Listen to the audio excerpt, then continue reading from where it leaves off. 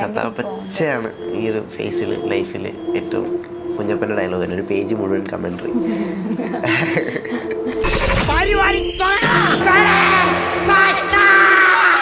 ഒരു കെമിസ്ട്രി ലാഭമാണ് ഈ പടം മൊത്തം.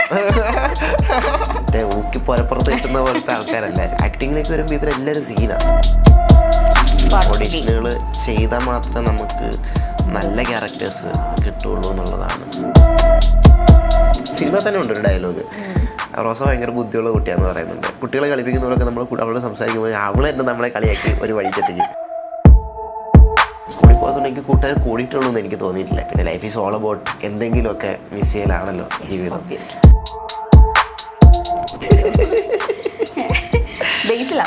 അതെ,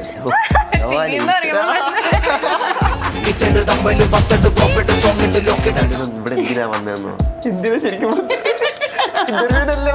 എന്തൊക്കെ കാണിപ്പിക്കണേ, എന്തിനാ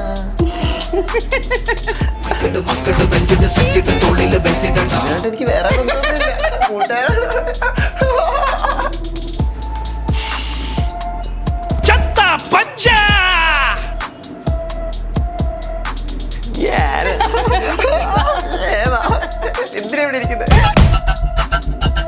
ഹലോ നമസ്കാരം, this is beyond the bio. ഇന്ന് എൻ്റെ കൂടെ ഉള്ളത് നമ്മുടെ ചത്താപ്പച്ച ടീമിന് ഫുൾ അടിപൊളി കമൻട്രി ഒക്കെ കൊടുത്ത കുഞ്ഞപ്പനാണ്. അപ്പോൾ നമുക്ക് കുഞ്ഞപ്പന് നല്ലൊരു കമൻട്രി കൊടുക്കണം. Let's welcome Vinod to my show. Vinod, എന്തൊക്കെയുണ്ട് വിശേഷം? ചത്താപ്പച്ചയായിട്ട് ഇപ്പോൾ വീണ്ടും കണ്ടേക്കാണ്, ആളിപ്പം ഫുൾ സജീവമാണ്. എങ്ങനെയുണ്ട് പ്രൊമോഷനൊക്കെ എങ്ങനെ പോകുന്നു? ഞാൻ ഒരു ദിവസം വീട്ടിൽ കയറിയിട്ടുള്ളൂ വർഷം തുടങ്ങിയതിന് ശേഷം. ഇന്ന് വരെ ചത്താപ്പച്ചയുടെ കൂടെ തന്നെയാണ്. എനിക്ക് തോന്നുന്നു ഇപ്പോൾ ഞാൻ ഇത്രയും ഇൻവെസ്റ്റഡ് ആയിട്ടൊരു സിനിമയുടെ കൂടെ ഷൂട്ടിന് മുമ്പേ മുതൽ ഇൻവെസ്റ്റഡ് ആയിട്ട് നിൽക്കുന്നു. ഷൂട്ടിന് ശേഷവും കഴിഞ്ഞിട്ട് പോകാൻ തോന്നണില്ല. അതിൻ്റെ കൂടെ തന്നെയാണ്. ചത്താപ്പച്ചയാണ് ഈ ഒരു ഫേസിൽ ലൈഫിൽ ഏറ്റവും. ഇൻസ്റ്റയിൽ ഓരോ പോസ്റ്റ് കാണുമ്പോൾ മനസ്സിലായി നിങ്ങൾ തമ്മിലുള്ള ഒരു ബോണ്ടൊക്കെ എത്രത്തോളം ആയി, ഫാമിലി ആയില്ലേ? ഉറപ്പായിട്ടും മറക്കാൻ പറ്റാത്ത ഭയങ്കരമായിട്ട് മിസ് ചെയ്യും ആണല്ലേ. ഓക്കെ, ഇതിപ്പോ ഓഡീഷൻ ത്രൂ ആണ് വന്നത് അല്ലേ? എങ്ങനെയായിരുന്നു ഓഡീഷന്റെ കാര്യമൊക്കെ? ഒരുപാട് നല്ല, ഞാനിങ്ങനെ ആലോചിച്ചു, ഒരുപാട് നല്ല മൂവീസ് ഒക്കെ ചെയ്ത ആള് വീണ്ടും ഓഡീഷൻ ത്രൂ ഒരു മൂവിയില്. അത് ഒന്ന് ശ്രദ്ധിച്ചു നോക്കിയാൽ നമുക്ക് മനസ്സിലാവും. ഒരുപാട് ഇപ്പോൾ ഭയങ്കര പോപ്പുലർ ആയിട്ട് കാണുന്ന ആർട്ടിസ്റ്റുമാർ പോലും ഇപ്പോൾ ഓഡീഷൻ ചെയ്താണ് സിനിമകളിലേക്ക് എത്തുന്നത്. ഓഡീഷനുകൾ ചെയ്താൽ മാത്രമേ നമുക്ക് നല്ല ക്യാരക്ടേഴ്സ് കിട്ടുള്ളൂ എന്നുള്ളതാണ് അതിൻ്റെ ഒരു റിയാലിറ്റി. അപ്പോൾ ഞാനങ്ങനെ എനിക്ക് ലക്കിലി ഞാൻ അറിയുന്നുണ്ട് ഇതിൻ്റെ ഓഡീഷൻസ് നടക്കുന്ന കാര്യം. അപ്പോൾ ആ സമയത്ത് എൻ്റെ ഞാൻ ഭയങ്കര ഡാർക്ക് അടിച്ചൊക്കെ ഇരിക്കുന്നൊരു സമയമായിരുന്നു. എന്നാലും ഞാൻ അതിൻ്റെ അയച്ചു കൊടുക്കണം എന്നൊക്കെ വിചാരിച്ചു. പിന്നെ ഞാൻ മിസ്സാക്കി. അപ്പോൾ ആ സമയത്ത് പല ഓഡീഷൻസ് നടക്കുന്നുണ്ട്. അപ്പോൾ ഞാൻ ഒരു തവണ ഇങ്ങനെ ഒരു സ്കൂബയൊക്കെ ചെയ്യാൻ പോയി. അപ്പോൾ വെള്ളത്തിൽ മുങ്ങി ഇങ്ങനെ അങ്ങനത്തെ പരിപാടിയൊക്കെ എക്സ്പ്ലോർ ചെയ്യാൻ പോയിട്ട്, അപ്പോൾ ഭയങ്കരമായിട്ട് നമ്മുടെ എനർജി ഡ്രെയിൻ ആവുന്ന പരിപാടിയാണ്. അതിൻ്റെ 2 ദിവസം കഴിഞ്ഞാൽ പിന്നെ 2 ദിവസം ഞാൻ പിന്നെ ഉറക്കമായിരിക്കും, വേറെ പരിപാടിയൊന്നും ഉണ്ടാവില്ല. അങ്ങനെ ഉറങ്ങി കിടക്കുന്നൊരു ദിവസമാണ് എന്നെ ഓഡീഷന് വിളിക്കണേ. ചെന്നു, എനിക്ക് മറ്റേ ഒരു ഷീറ്റിൽ മറ്റേ സ്ക്രിപ്റ്റും ഡയലോഗ്സ് എല്ലാം തരുന്നുണ്ട്. കുഞ്ഞപ്പൻ്റെ ഡയലോഗ് തന്നെ ഒരു പേജ് മുഴുവൻ കമൻട്രി.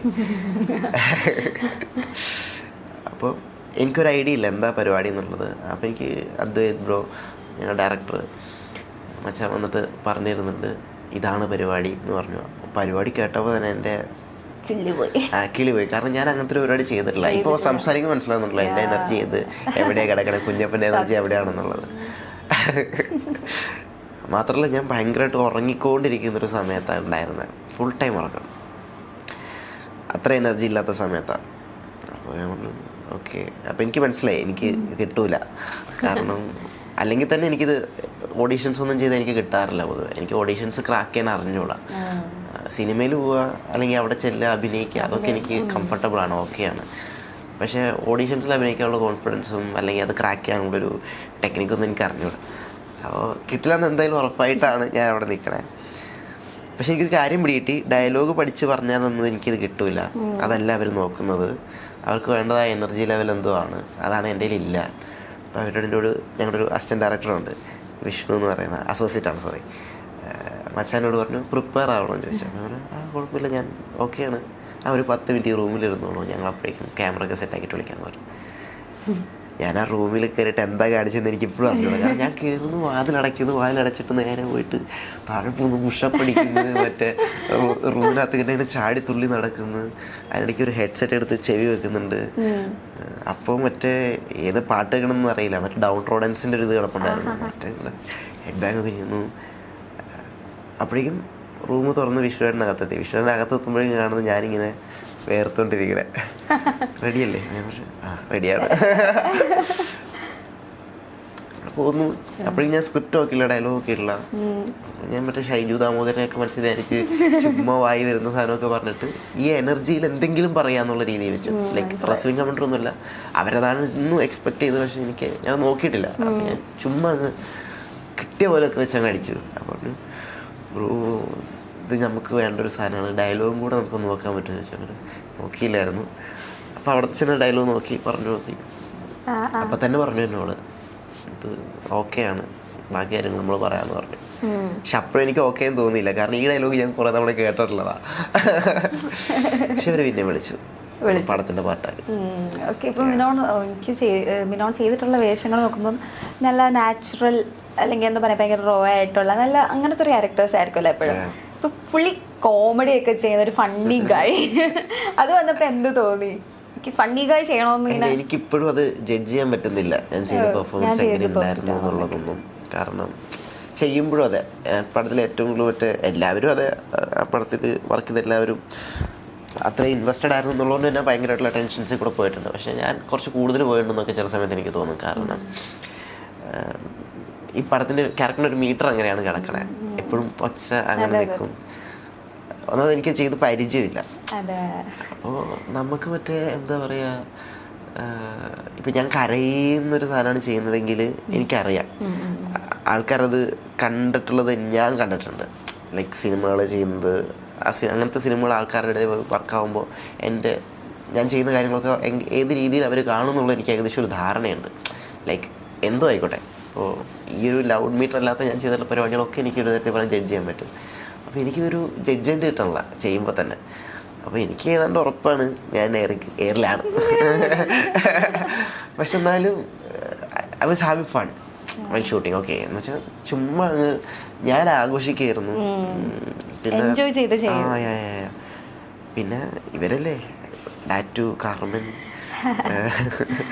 വൈഷ്ണവ്, പിന്നെ അർജുൻ, റോഷൻ, എല്ലാവരും ഇവരുടെ പെർഫോമൻസും ഭയങ്കര രസമാണ് കണ്ടിരിക്കാൻ. പിന്നെ അത് കൂടാതെ നമുക്കൊരു 100-300 പേര് മിനിമം എപ്പോഴും ഇങ്ങനെ ചുറ്റുമുണ്ടാവും. അത് ചിലപ്പോൾ 500-300 ഇടയിൽ നിൽക്കും ഈ ആൾക്കാർ. ഇത്രയും ആൾക്കാരുടെ മുന്നിൽ എങ്ങനെയാ?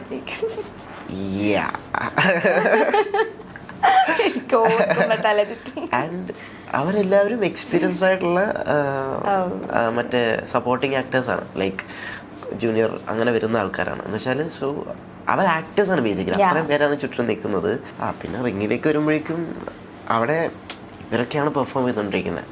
അപ്പോൾ നമുക്കങ്ങനെ ഒരു ഞാൻ വിചാരിച്ച അത്രയും വലിയൊരു മറ്റെന്താ പറയുക ടെൻഷനിൽ കൂടെയൊക്കെയാണ് നമ്മൾ അവിടെ ചെല്ലുന്നതെങ്കിലും വൺസ് നമ്മൾ ആ റിങ്ങിനകത്തേക്ക് കയറി കഴിയുമ്പോഴേക്കും പരിപാടി പെട്ടെന്ന് നമുക്ക് ഈസിയായി മാറുന്നുണ്ട്. കാരണം ഇവർ ഇതുപോലത്തെ ഒരു എനർജി അവിടെ റിങ്ങിൽ ക്രിയേറ്റ് ആവുന്നത്. ചുറ്റിനും അവരതുപോലെയാണ് ഒച്ചത്തിൽ ബഹളം ഉണ്ടാക്കുന്നത്, അവർ ചെയർ ചെയ്യുന്നുണ്ട്. ഇപ്പം ഞാൻ പറയുന്ന ഡയലോഗ്സിന് അവരതേപോലെ തന്നെ തിരിച്ച് റിയാക്ട് ചെയ്യുന്നുണ്ട്. ഇപ്പോൾ യെസ് ലൈക്ക് അങ്ങനെ ഓരോന്നിനും അവരുടെ റിയാക്ഷൻസ് ഉണ്ട്. സോ ഈ റിയാക്ഷൻസ് വെച്ച് നമുക്ക് ഈ പെർഫോമൻസ് ലൈക്ക് അതിൻ്റെ ലെവലുകൾ ഇങ്ങനെ ഇത് ചെയ്തുകൊണ്ടിരിക്കാൻ പറ്റും. ആൻഡ് ഇവരുടെ പെർഫോമൻസ് അതുപോലെയാണ് എന്ന് വെച്ചാൽ അത്രയും രസമായിട്ട് ഇവർ ചെയ്യുന്നത്. ലൈക്ക് ഇവർ നമ്മളിപ്പോൾ സിനിമയിൽ കാണുന്ന ഏതാണ്ട് എല്ലാ സ്റ്റണ്ട്സും റിയലായിട്ട് വിത്തൗട്ട് റോപ്പ് ചെയ്യാൻ പറ്റുന്ന രീതിയിൽ അവർ ട്രെയിൻഡ് ആയതിനു ശേഷമാണ്, അല്ലെങ്കിൽ അവർക്കത് ചെയ്യാൻ പറ്റും. പിന്നെ നമ്മൾ റിപ്പീറ്റഡ് ടേക്സ് വരുന്നത് കൊണ്ടൊക്കെയാണ് പലപ്പോഴും നമ്മൾ ഈ എന്താ പറയുക ഇങ്ങനത്തെ സെക്യൂരിറ്റി സാധനങ്ങളൊക്കെ നമുക്ക് ഉപയോഗിക്കേണ്ടി പലപ്പോഴും വരുന്നത്. അല്ലാത്ത പക്ഷേ ഇവരിതെല്ലാം ചെയ്യുന്നവരാണ്. അപ്പോൾ അതിൻ്റെ ഒരു ഭംഗിയും എന്താ പറയുക വൃത്തിയുണ്ട് ഇവരുടെ ആക്ഷൻസിൽ ആക്ച്വലി. അപ്പോൾ ഇത് കാണുമ്പോൾ നമുക്കങ്ങനെ ചുമ്മാ ഒന്നും ഡയലോഗ് പറയാൻ പറ്റില്ല. അത് നമ്മളെ ഓട്ടോമാറ്റിക്കലി ആ ഒരു എനർജി തന്നെയായിരിക്കും എപ്പോഴും ഡെലിവറി ചെയ്ത് പോവുള്ളൂ. ആൻഡ് അവിടെ ആ സെറ്റിലുണ്ടായിരുന്ന എല്ലാവരും ആക്ച്വലി ഈ ഒരു പ്രോസസ്സ് ഭയങ്കരമായിട്ട് ആസ്വദിച്ചിട്ടുണ്ട്. ലൈക്ക് വെറുതെ വന്നു പോകുന്ന ഒരു ദിവസത്തേക്ക് വന്നു പോകുന്നൊരു എന്താ പറയുക ജൂനിയർ ആർട്ടിസ്റ്റ് പോലും അത്രയും രസമായിട്ട് ഇൻവോൾവ് ആയിട്ടായിരിക്കും അതിനകത്ത് വർക്ക് ചെയ്ത് പോയിണ്ടാവാന്ന് തോന്നുന്നു. ഈ കുഞ്ഞപ്പൻ്റെ ക്യാരക്ടർ ഉണ്ടല്ലോ, കയ്യിൽ നിന്ന് എന്തോരം ഇംപ്രൂവൈസ് ചെയ്തിട്ടുണ്ട്. ഇപ്പൊ കയ്യിൽ കിട്ടിയ ക്യാരക്ടർ അല്ലാണ്ട് ഷൂട്ടിങ് തുടങ്ങും തോറും അല്ല ഭയങ്കരമായിട്ട് വ്യത്യാസം വന്നിട്ടുണ്ട്. ഭയങ്കരമായിട്ട് അതിനെ മാറ്റിയിട്ടുണ്ട്. പക്ഷെ അതൊന്നും ഞാൻ ഒറ്റയ്ക്ക് ഉണ്ടാക്കിയൊരു മാറ്റമൊന്നുമല്ല, എല്ലാവരുടെയും കൂടെ. ലൈക്ക് അതിൻ്റെ റൈറ്ററിനോട് എപ്പോഴും എനിക്ക് ചെയ്യുന്ന ഓരോ കാര്യങ്ങളും പുള്ളിനോട് ചോദിക്കണം എന്ന് എനിക്കെപ്പോഴും തോന്നും. പിന്നെ എപ്പോഴും ആ റിംഗത്തിൻ്റെ സൈഡിൽ തന്നെ റൈറ്ററിൻ്റെ ഒരു അസോസിയേറ്റ് റൈറ്റർ ഉണ്ട്, ഞങ്ങളുടെ അമൽ എന്ന് പറയുന്നത്. പുള്ളി പടത്തിൽ അഭിനയിച്ചിട്ടുണ്ട്. അപ്പോൾ പുള്ളിയാണ് ഈ ഇവരുടെ കൂട്ടത്തിൽ നിന്ന് എന്താ പറയുക കുറേ ഡയലോഗ്സൊക്കെ പറയുന്നത്. ഒരു ജാക്കറ്റൊക്കെ ഇട്ട് ഒരു മൂക്കിലൊരു ഇതൊക്കെ ഇട്ടിട്ട്, ഇനി പടം കാണുമ്പോൾ എല്ലാവർക്കും മനസ്സിലാവും. അമൽ എന്നാണ് പേര്, മക്കാവ് എന്നൊക്കെ വിളിക്കും ക്യാരക്ടറിനെ. Yellow jacket. അപ്പോൾ പുള്ളി റൈറ്റാണ്. അപ്പോൾ ഇൻ റിംഗിൽ തന്നെ വെച്ചിട്ടാണെങ്കിലും എനിക്ക് വരുന്ന ഡയലോഗിൽ ഇങ്ങനത്തെ ഒരു സജഷൻ വരികയാണെങ്കിൽ അങ്ങനത്തെ ഓരോ സാധനങ്ങൾക്കും ഞാൻ നേരെ എനിക്ക് തോന്നുന്ന കാര്യം ഞാൻ നേരെ വിട്ട് അമലേൻ്റെ അടുത്ത്, അമലേടാ നമുക്ക് 619 എന്ന് ഞാൻ പറഞ്ഞാലോ, അതങ്ങനെ നീ ഒന്നിച്ച് പറഞ്ഞു നോക്കാൻ പറഞ്ഞു. അപ്പോൾ ഞാൻ പറഞ്ഞു നോക്കിയപ്പോൾ എടാ ഇത് കൊള്ളാടാ, നമുക്കിത് ലൈക്ക് പുള്ളിയുടെ സംസാര രീതിയും ഭയങ്കര രസമാണ്.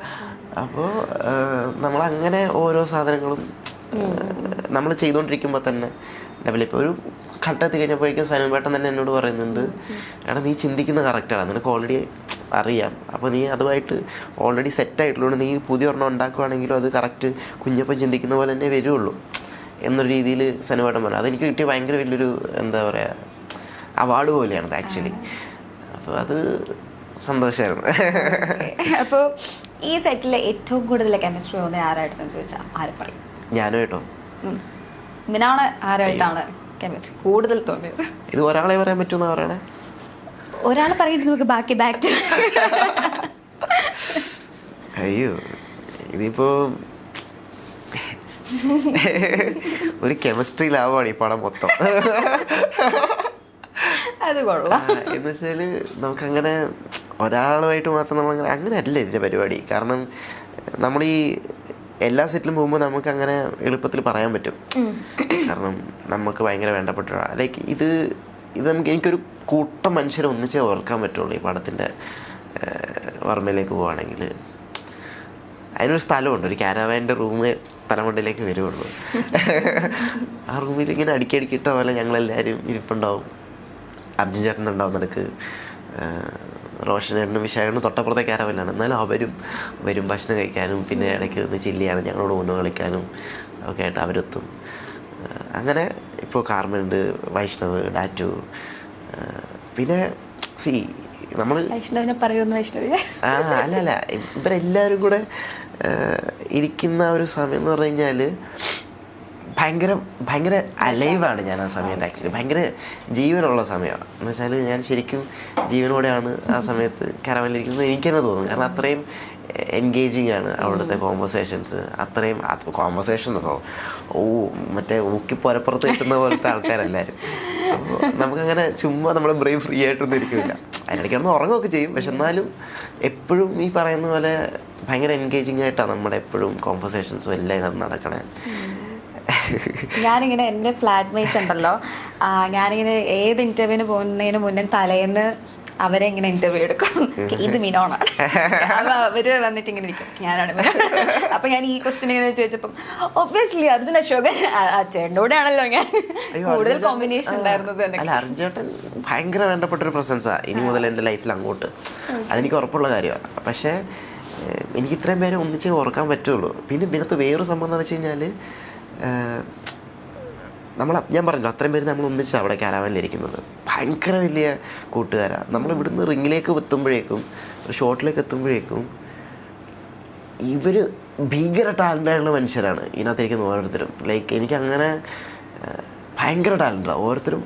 വേറെ വേറെ രീതിയിൽ പല രീതിയിൽ ഭയങ്കര ടാലൻ്റായിട്ടുള്ള ആൾക്കാരാണ്. ആക്ടിങ്ങിലേക്ക് വരുമ്പോൾ ഇവരെല്ലാവരും സീനാണ്. അപ്പോൾ നമ്മൾ പെർഫോമൻസും ഷെയർ ചെയ്യുന്നുണ്ട്.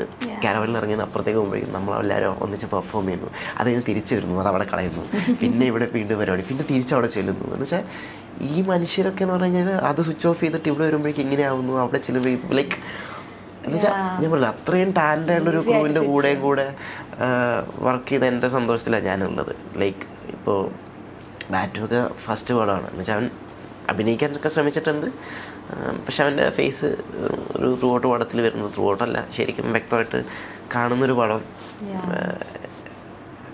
ചത്താപ്പച്ചയാണ്. അതിന് ഇനി അത് ഒരിക്കലും ആൾക്കാർ മറക്കുകയില്ല, ഇനി അത് ആൾക്കാർ തുടർച്ചയായിട്ട് കണ്ടുകൊണ്ടിരിക്കും, എനിക്കത് ഉറപ്പുള്ള കാര്യമാണ്. പക്ഷേ അതുപോലത്തെ കോൺഫിഡൻസ് എനിക്ക് ഇവരെക്കുറിച്ചോ ഓരോരുത്തരെക്കുറിച്ചുള്ള പുതിയതായിട്ട് വന്നിട്ടുള്ള ആൾക്കാർക്ക് പറഞ്ഞാൽ സീനായിരുന്നു. ഭയങ്കര എക്സ്പീരിയൻസ് ഉള്ള ആക്ടേഴ്സിനെ പോലെയാണ് എല്ലാവരും, എസ്പെഷ്യലി റോസയൊക്കെ സീനാണ്, ഭയങ്കര പ്രൊഫഷണലാണ്. അത് ശരി കേട്ടോ. പിന്നെ ആ കുട്ടി എനിക്ക് ഭയങ്കര പേടിയാവും. എനിക്ക് ഭയങ്കര ലൈക്ക് എന്ത് നന്നായിട്ട് സംസാരിക്കുന്നത്, ലൈക്ക് വലിയ കുട്ടികളെ പോലെയൊക്കെ, പക്ഷെ നല്ല രസമുണ്ടാകും. എന്ന് വെച്ചാല് ഭയങ്കര സിനിമ തന്നെ ഉണ്ട് ഒരു ഡയലോഗ്, റോസ ഭയങ്കര ബുദ്ധിയുള്ള കുട്ടിയാന്ന് പറയുന്നുണ്ട്. ലൈക്ക് എന്ന് വെച്ചാൽ നമ്മളുടെ കൂടെ ചില്ലി നിൽക്കുമ്പോൾ ഈ പറഞ്ഞൊരു കുട്ടികളോട് കളിക്കുന്ന പോലെ ഒന്നുമല്ല നമ്മൾ അവളുടെ കൂടെ കളിക്കുക. ലൈക്ക് അവൾ വരുമ്പോഴാണെങ്കിലും കുട്ടികളെ കളിപ്പിക്കുന്ന പോലൊക്കെ നമ്മൾ അവളോട് സംസാരിക്കുമ്പോൾ അവൾ തന്നെ നമ്മളെ കളിയാക്കി ഒരു വഴിക്കെത്തിക്കും. അപ്പോൾ നമ്മൾ ആ ഒരു സാധനമുണ്ട്, നമ്മളാണെങ്കിൽ അങ്ങോട്ടും കൂടി ചൊറിയും, അല്ലെങ്കിൽ ഇനി എന്തെങ്കിലും കാര്യം പറയുകയാണെങ്കിലും കുറച്ച് സീരിയസ് ആയിട്ട് അങ്ങനെ സംസാരമൊക്കെ പോവുള്ളൂ. ആൻഡ് നമ്മൾ ഈ ചൊറിച്ചിൽ വഴക്കുണ്ടാക്കലൊക്കെയാണ് എപ്പോഴും സെറ്റിൽ നടക്കണേ. നമ്മൾ ഷോട്ടിലേക്ക് വരുമ്പോഴേക്കും ഇവൾക്കിത് ഓഫ് ചെയ്തിട്ട് പരിപാടി സ്വിച്ച് ചെയ്യാൻ ഇവൾക്കും അറിയാം. അതൊരു ചെറിയ പരിപാടിയല്ലേ, എനിക്കൊന്നും പറ്റില്ല, എനിക്കൊന്നും ഇപ്പോഴും പറ്റുള്ള പരിപാടിയൊന്നും. എന്ന് വെച്ചാൽ ഇപ്പോൾ ലൈക്ക് നമ്മൾ എന്തിൽ കൂടെയൊക്കെ പോയിക്കൊണ്ടിരിക്കുകയാണെങ്കിൽ അല്ലെങ്കിൽ അവൾ അതിൻ്റെ തൊട്ട് മുന്നിൽ ഡാൻസ് കളിച്ചോണ്ടിരിക്കുകയായിരിക്കും, എന്നിട്ട് നേരെ വന്ന് ഇമോഷനൊക്കെ സ്വിച്ച് ചെയ്തിട്ട് നിൽക്കണ കാണാം. ഓക്കെ, എൻ്റെ ഫ്ലാറ്റ്മേറ്റ്സ് ചോദിക്കാൻ പറഞ്ഞിട്ടുണ്ടായിരുന്നു ഒരു കാര്യം, മിനോന്റെ എഡ്യൂക്കേഷനെ പറ്റി. എന്തുകൊണ്ട് സ്കൂളിൽ പോയില്ല എന്നൊക്കെ ഇവിടെ തന്നെ അവ എന്നോട് ചോദിക്കുന്നു. കുറെ ഇന്റർവ്യൂകൾ കിടപ്പുണ്ട് മിനോന്റെ, പഴയതൊക്കെ എടുത്ത് കാണാൻ, അവിടെ ഇല്ല ഇതുണ്ടാവും, ഇതിനുള്ള ആൻസേഴ്സ് ഉണ്ടാവും. ഓക്കെ, ഞാനും പറഞ്ഞു, അവൻ കുറെ അടുത്ത് പറഞ്ഞിട്ടുണ്ട്, എനിക്ക് നല്ല ബുദ്ധി ഉണ്ടാവും, നിങ്ങളെ പോലെ അല്ല. അങ്ങനൊന്നുമില്ല, ഇതിപ്പോ ഞാൻ പറഞ്ഞിട്ടുള്ള ഏതോ ഒരു ആൻസർ തന്നെ ഞാൻ ഇവിടെ റിപ്പീറ്റ് ചെയ്യാൻ പോകുന്നതുകൊണ്ട് ഞാൻ ഒഴിവാക്കുന്നു എന്ന് മാത്രമേ ഉള്ളൂ. ശരിക്കും ആവശ്യമുണ്ട്, ഹോം സ്കൂളിലാണ്, അത്രേ ഉള്ളൂ. ഞാൻ സ്കൂളിൽ പോയിട്ടുള്ള സ്വന്തമായിട്ടുള്ള രീതിയിലാണ് പഠിക്കുന്നത്. അച്ഛൻ്റെ അമ്മയുടെ ഒരു വിഷൻ അങ്ങനെയായിരുന്നു. 10 വയസ്സ് വരെ സ്കൂളിൽ വിടണ്ടെന്നായിരുന്നു അവർ തീരുമാനിച്ചിരുന്നത്. 10 വയസ്സ് കഴിഞ്ഞു, പിന്നെ 15, ഇപ്പോൾ 25 വരെയായി. ഇതിനിടയിൽ ഒരിക്കൽ പോലും സ്കൂളിലേക്ക് പോയിട്ട് ക്ലാസ് അങ്ങനെ ആക്കണം എന്ന് തോന്നാത്തത് കൊണ്ട് ഈ വഴി തന്നെ തുടർന്നു പോകാണ് ഉണ്ടായത്. I was happy. ഞാൻ നിൽക്കുന്ന സ്ഥലത്ത് എനിക്കിഷ്ടമുള്ള കാര്യങ്ങൾ പഠിക്കാൻ പറ്റുന്നുണ്ടായിരുന്നു. ഞാൻ പ്രസൻ്റ് ആയിരുന്നു ലൈഫിൽ അത്രയും കാലം. പിന്നെ ഏതൊരു പോയിന്റ് വെച്ചും നമുക്ക് എക്സാംസ് എഴുതാനും നമുക്കിതിനകത്തേക്ക് തിരിച്ചു പോകാനും ഒക്കെ ഉള്ള ഓപ്ഷൻസ് നമ്മുടെ ഗവൺമെൻറ് നമുക്ക് നൽകുന്നുണ്ട്. അപ്പോൾ ആ കോൺഫിഡൻസിലാണ് സത്യം പറഞ്ഞാൽ നമ്മൾ പോകുന്നത്. നമുക്കതുകൊണ്ട് ആൾക്കാർക്ക് പുറത്തുനിന്ന് കാണുമ്പോൾ തോന്നുന്ന പോലത്തെ ഒരു വലിയ റിസ്ക് ഒന്നും നമുക്ക് ഫീൽ ചെയ്യുന്നില്ല. കാരണം നമുക്കങ്ങനെ തോന്നുന്നൊരു പോയിന്റിൽ സ്വിച്ച് ചെയ്യാം എന്നുള്ളൊരു കോൺഫിഡൻസോട് കൂടി തന്നെ നമ്മളെപ്പോഴും നിൽക്കുന്നത്. ആൻഡ് സ്റ്റഡീസ് നമ്മൾ കൊണ്ടുപോകുന്നുണ്ട്, നമ്മുടെ ആയിട്ടുള്ള രീതിയിൽ ഒക്കെ നമ്മൾ കൊണ്ടുപോകുന്നുണ്ട്. ഇഷ്ടമുള്ള കാര്യങ്ങൾ ഇഷ്ടമുള്ളത്രയും ഇഷ്ടമുള്ള അളവിൽ ഇഷ്ടമുള്ള എക്സ്റ്റെൻഡ് വരെ നമുക്ക് പഠിക്കാന്നുള്ളതാണ് ഇതിൻ്റെ ഒരു ഗുണം. ഇഷ്ടമില്ലാത്ത കാര്യങ്ങൾ അതുപോലെ സ്കൂൾ ജീവിതം വേണമെന്ന് തോന്നിയിട്ടില്ല. ലൈക്ക് എനിക്ക് തോന്നിയിട്ടുള്ള പോയിന്റുകളുണ്ട്, ഇല്ലാന്നൊന്നും ഞാൻ പറയണില്ല. പിന്നെ എൻ്റെ ഫ്രണ്ട്സ്, എൻ്റെ ചുറ്റുമുള്ള വേൾഡ് എന്ന് പറഞ്ഞു കഴിഞ്ഞാൽ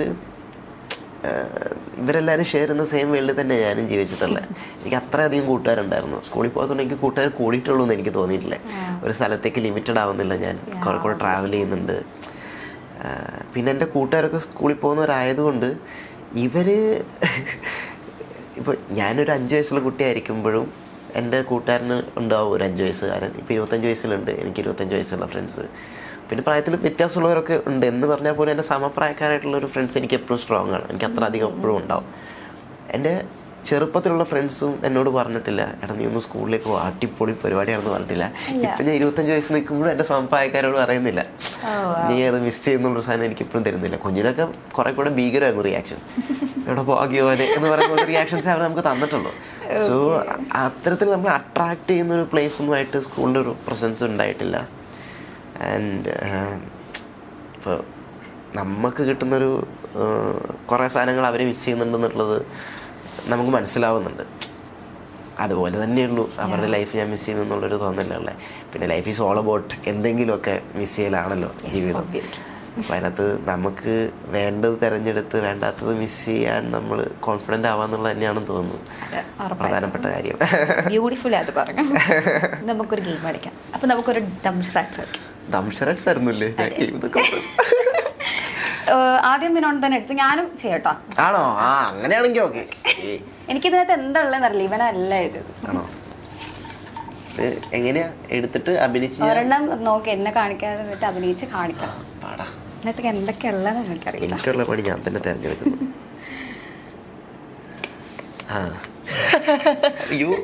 പറയാൻ പറ്റുന്ന ആളോട് എങ്ങനെ ഇത് പറയാ?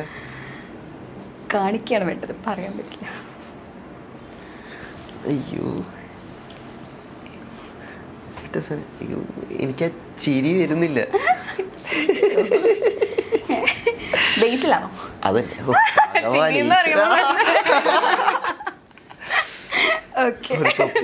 ഞാനല്ലേ എടുത്ത. അയ്യോ ഇതെങ്ങനെയാ കാണിക്കും? പക്ഷെ ഭയങ്കര ഫെമിലിയർ ആണ്, പക്ഷെ എങ്ങനെ കാണിക്കണം എനിക്കറിയില്ല. താടിയുണ്ട്, നല്ല താടിയുണ്ട്. പഴയ ആളാണ്, പുതിയ ആളാണ്. ഹൃദയം, പ്രേമം, പ്രേമത്തിൽ അഭിനയിച്ചിട്ടുണ്ട്. നിവിൻ പോളിയാണോ? പൊളി. അമ്പള എനർജി.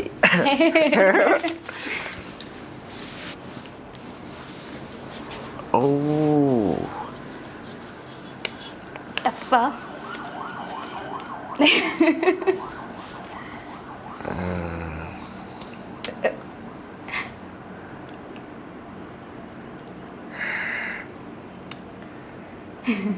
അയ്യോ, ഈ കളിക്കൊക്കെ പറ്റിയ ആളെ വിളിച്ചോണ്ടിരുത്തേക്കണേ.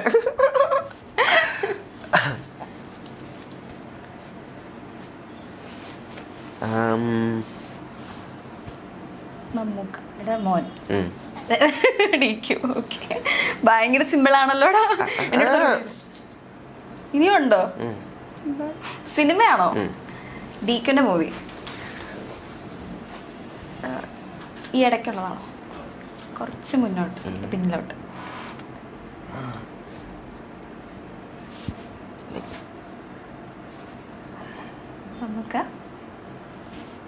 മമ്മൂക്ക കുഞ്ഞ്.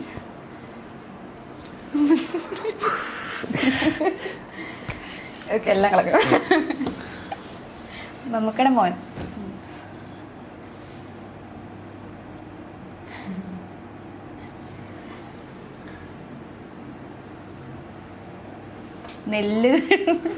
നെല്ലിടുന്ന ഏത് മൂവിയിലാണോ? പാടം. അതേത് പടം?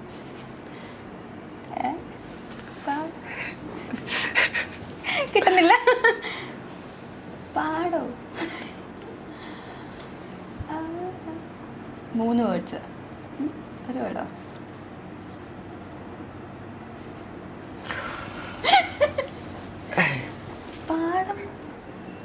പാടം ആ മൂവിയിൽ എന്തെങ്കിലും ഉണ്ടെന്നാണോ?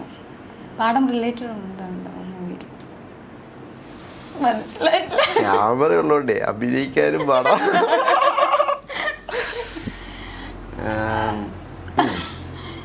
പാടം ആ മൂവിയിൽ എന്തെങ്കിലും കഥയാണോ അതോ പടത്തിന്റെ പേര് റിലേറ്റഡ് എനിക്ക് മനസ്സിലാവുന്നില്ല. കയ്യടിക്കണ ഡയലോഗ് പറഞ്ഞു കിട്ടുന്നില്ല. ഞാനാണ് ഏറി കയറാൻ പോണ, ഇയാൾ ഏറി കയറി. ഏതാണ് ഇട്ടത്? എനിക്കങ്ങോട്ട് റിലേ കേട്ടോ. എനിക്ക് ഡീക്കിന്റെ ഒരു മൂവിയും കിട്ടുന്നില്ല. ഇത് ഞാൻ തോറ്റ്. ഒന്നുകൂടെ ട്രൈ. ഞാനാണ് ആക്ച്വലി. മമ്മൂക്കയുടെ മോൻ. ഡീക്ക്. പാടം. കടുക്ക. കമ്മല്.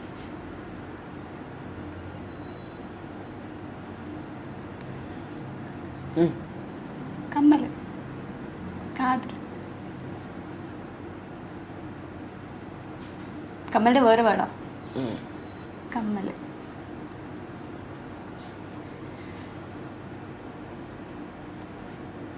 കമ്മല്.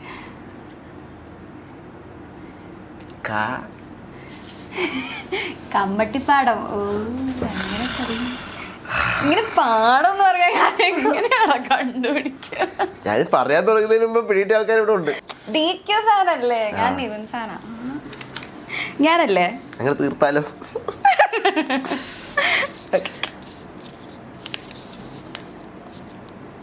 പൊട്ടി ചതിച്ചതാണല്ലേ. ആ എളുപ്പാണ്. ഞങ്ങൾ ഒന്നിച്ച് എന്തത് ആക്ടേഴ്സ് കുഞ്ഞായിരുന്നപ്പോൾ നിങ്ങൾ കൂട്ടുകാർ ഇന്റർവ്യൂ കൊച്ചി. ഞങ്ങൾ രണ്ടുപേരും ഇവിടെ എന്തിനാ വന്നതെന്നോ? എന്തിനാ ശരിക്കും ഇന്റർവ്യൂവിനല്ലേ വന്ന്? എന്തൊക്കെ കാണിപ്പിക്കണേ? എന്തിനാ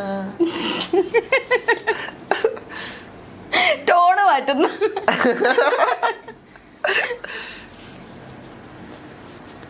എപ്പോ വന്നു? എങ്ങനെ? എന്ത് എന്ത് എന്തിനാ വന്നേ? സ്കൂട്ടറിൽ? എന്ത്?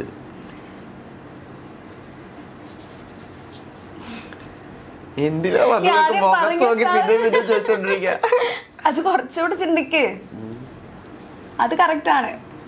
കുറച്ച് എന്തിനാ? എങ്ങനെയാ? എന്തിനാ? നീ ആ പറഞ്ഞ ആൻസർ ചിന്തിക്ക്. വാവ്.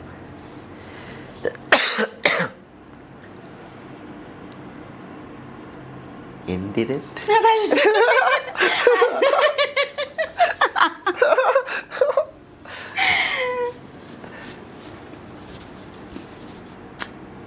സംഭാഷണം, ടോക്ക്, വർത്താനം, സല്ലാപം. അതല്ല.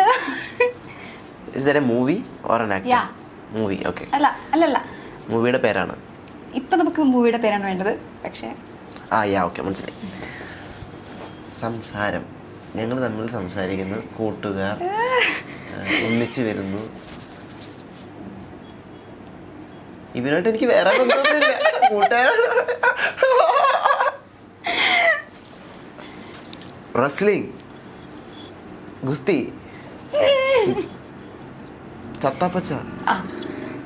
ചത്താപ്പച്ചയിലെ കുഞ്ഞ് റോസ്.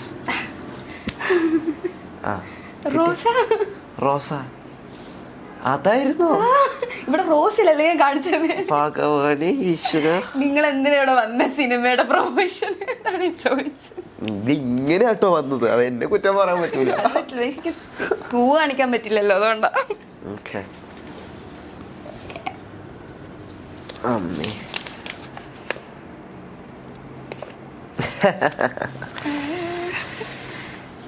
ഓക്കേ.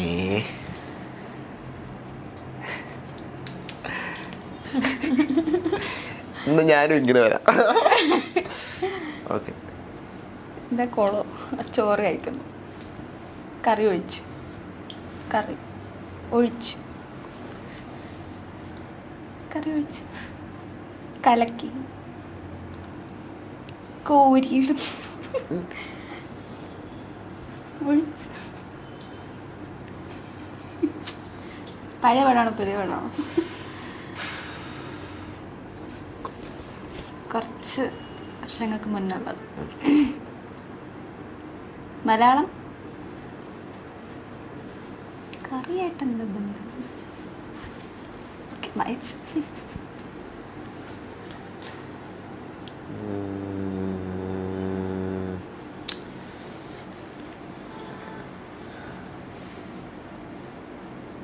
ചുമ്മാ സിനിമകളൊക്കെ ഗസ് ചെയ്യാട്ടോ, വെറുതെ ചുമ്മാ അങ്ങനെയൊക്കെ ചോദിക്കും. പടമൊന്നും വന്നോക്ക്. ഡീക്ക് താഴെ വെച്ചതോ? കുറിപ്പിന് മുന്നേ ആണോ?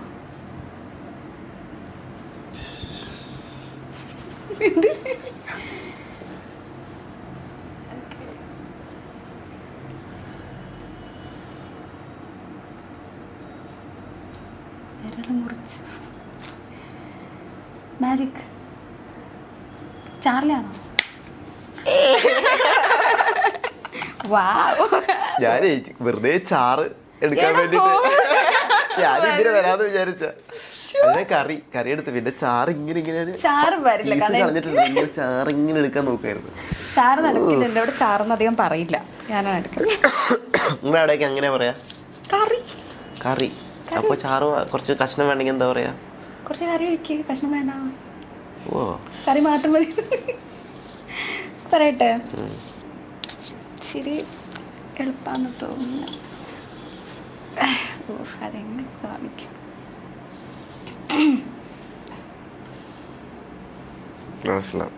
റസ്ലിംഗ്, ജോൺസീന, ചത്താപ്പച്ച, ഞങ്ങളുള്ളത് അപ്പുറത്തിന് റോസ പോലെ, അർജുന അശോകൻ.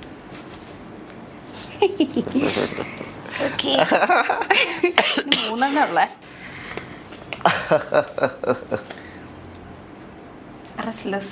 ഫ്രണ്ട്സ് അല്ല, ചത്തപ്പച്ച.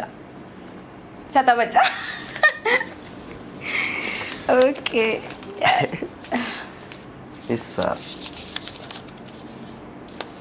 അങ്ങനെ ഒന്നില്ലായിരുന്നു. മറ്റേ അങ്ങനെയൊക്കെ കാണിക്കാം. അതല്ല ശരി. ഇതിനിപ്പോ എന്താ കാണിക്കാം? ഞാൻ പുള്ളിയുടെ ആക്ഷൻ എനിക്ക് അങ്ങോട്ട് കിട്ടുന്നില്ല, അതുകൊണ്ട് ഞാൻ വേറെന്തെങ്കിലും കാണിക്കാം. കൊമ്പ്. ഫസ്റ്റ് വേർഡ് ആണിത്. കൊമ്പൻ. അത് രണ്ടാമത്തെ വേർഡ്.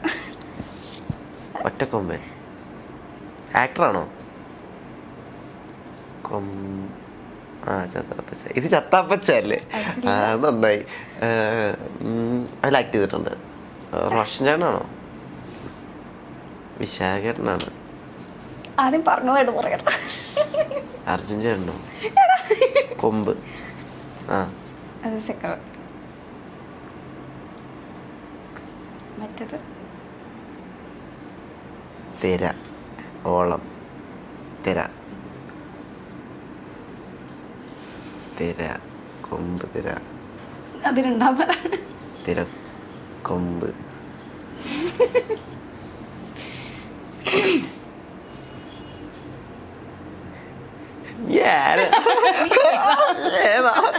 എന്തിനാ ഇവിടെ ഇരിക്കുന്നത്? ഇതൊന്നും കണ്ടുപിടിക്കാൻ പറ്റില്ലെങ്കിൽ എന്താണോ ചോദിക്കുന്നത്? ഞാനാരാന്ന്? ഞാൻ അനൗൺസർ, കോമ്പയർ, ലൈക്ക് കുഞ്ഞപ്പൻ. കുഞ്ഞപ്പൻ്റെ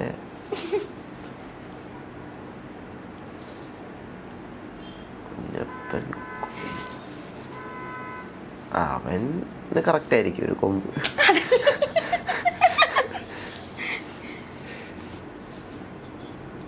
അവന്റെ പേര് ജാങ്കോ സുൽത്താൻ. കടൽ കൊമ്പൻ. അടുത്തത് ഇനി കഴിഞ്ഞു. ഇനി ഒരെണ്ണം കൂടെ ഉള്ളോ? അയ്യോ, ഇത് അൻകുള്ള ട്രോഫി ആണല്ലേ.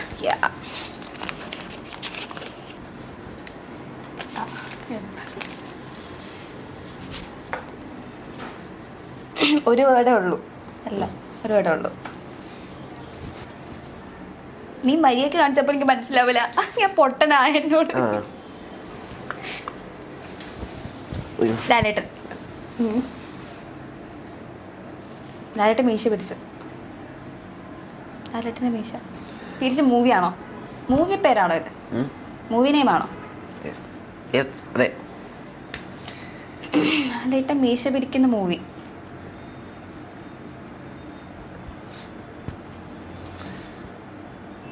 മറ്റേ അയ്യോ എന്താ, ദൈവം, ഭഗവാൻ, ഈശ്വരൻ, മുരുകന്. തിരുമുരുകനാണോ? അല്ല, മീശ നരനാണോ? കൊമ്പുള്ള ആർക്കാണെന്നോ? കൊമ്പുള്ള ആർക്കാ? ആനയ്ക്ക. കൊമ്പുള്ള കാളയ്ക്ക, പോത്തിനോ? പച്ച, ജാങ്കോ അഷ്കർ.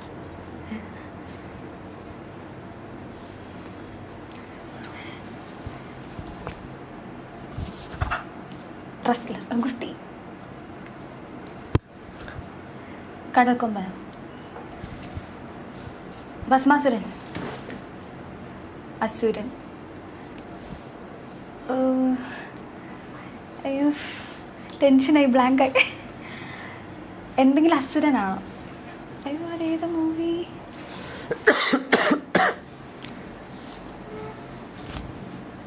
എടാ എനിക്കറിയാം പക്ഷെ കിട്ടുന്നില്ല. അയ്യോ അറിയാം പക്ഷെ കിട്ടുന്നില്ല എന്നുള്ളൊരവസ്ഥ. ദൈവ കാല് ഡാൻസ് കളിക്കുന്നത് കമലദളമല്ലേ? ചിലങ്ക. ഓ ദേവാസുരം. കഴിച്ച് മുഖത്ത് ഞാൻ വലിച്ചെറിഞ്ഞിട്ടാണ്. അസുരൻ തീരുന്ന സാധനമാണോ നോക്കിക്കൊണ്ടിരുന്നത്, അതാണ് കിട്ടാത്തത്. തീർന്നില്ലേ? കഴിഞ്ഞു കഴിഞ്ഞു. കൊള്ളാം, ഇത്തോളൂ.